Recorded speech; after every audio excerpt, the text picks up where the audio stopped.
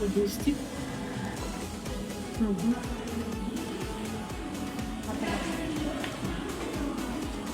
Көрсөйт берекеміз құтты болсын. Амал мейрамы жалғасын таба берсін. Қош келіп өтсіз. Айтыңыз бен, кел балам. Құтты болсын. Ата, сен бүгін қандай мейрам? Көп адамдар келіп жатыр ғой. Ой айналайын өркен өссін, ке қасым отырып түсіндіріп айты. Ой айналайын 14 наурыз күні бүкіл қазақ бір-біріне барып көрсет. Соны көрсу айт мейрамы деп айтады. Кейбір жерлерде амал мейрамы дейді. Көріскенде аман есен келіп, аман есен жылдан шықтың ба, қыстан аман шықтың ба, көрсейік.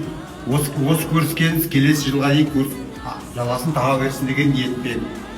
Осындай дастархан жайып қояды. Кішкентай бала қолдарына кішкентай дорбасына келіп, бауырсақтан, құрттан, кәмпиттен дәм татады. Үлкендер бата береді. Кішкентай балда үлкен әжелерге аталары келіп сәлем салады. Ата көрсу айт мерекеңіз құтты болсын деп.